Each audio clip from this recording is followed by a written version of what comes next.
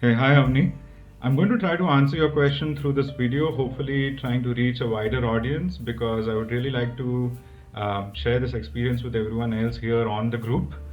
I'm going to set a little bit of a context to your question because I do believe the answer does depend on the product context, the market segment it is trying to address, and of course the user personas.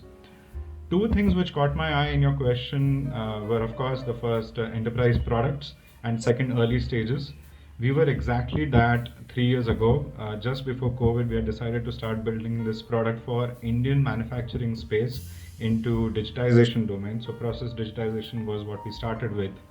And I can tell you that software engineers or product developers or anybody working in the software product ecosystem for many, many years or even have started with cannot imagine the life of any person in a manufacturing plant. The software that we were building was meant for everybody, right from the plant head to executive team to labor on the shop floor. Everyone in the manufacturing plant were users of the product. So we did decide to build an array of 5 referenceable customers, which we could use to build our business upon.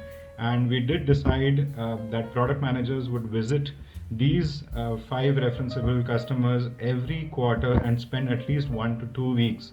So your question did not have the time component and the context, so I did want to put that out upfront. But what is more important is that there are 4 KRAs that we had asked our product managers to work with when they visit customer site and spend a lot of time with the customer and the users. Customer who pays for the product, users who also use the product, customers maybe users, all that theory is also in place. The 4 KRAs that I really want to talk about is one, being at customer site helps you articulate user pain with refinement. What adds value to their lives actually helps you prioritize what you're going to build in the product much faster. Building the right thing, it kind of helps with that. And in early stages, it's extremely crucial because you do want to make it to market as soon as possible with the right thing. Second KRA is proactive validation of your product backlog.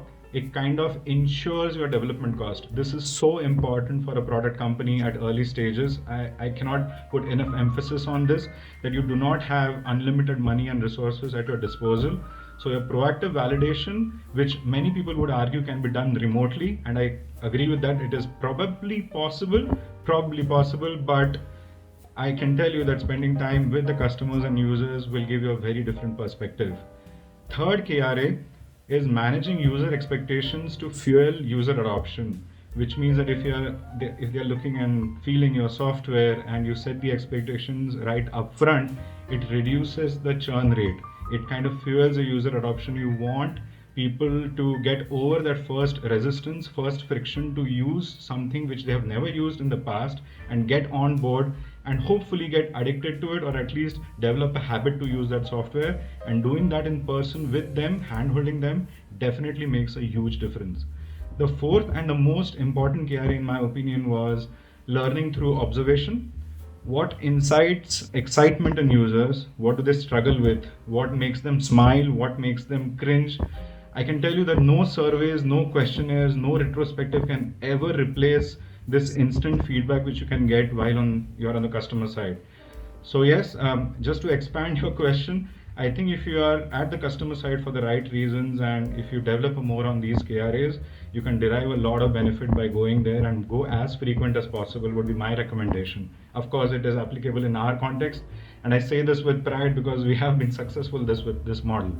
To summarize this, I will always say that if any product manager or anybody in the product PMO team really cannot develop enough empathy for the problem at hand, which translates to enough conviction to build the product, it would always be advisable to spend a lot of time at customer side. I hope that helps. I would be more than happy to have a deeper conversation with everyone else. Yeah, share more experiences like this. Thank you so much.